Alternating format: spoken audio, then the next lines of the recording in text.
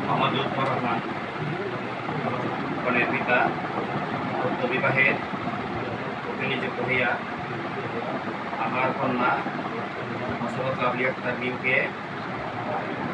2 লক্ষ টাকা দেড়মহর করিয়া অলঙ্কার বাবদ 50,000 টাকা ফসল দিয়া 1,00,000 টাকা বাকি রাখিয়া শিবগঞ্জ বগুড়া নিবাসী আপনি মোহাম্মদ উজ্জ্বল হোসেন সাহেবের পুত্র মোহাম্মদ মোস্তফা কামাল মোহন আপনার নিকট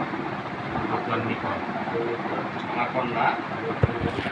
মোসাম্মদ লাবণী আক্তার মিমকে বিবাহ বন্ধনে ইশারা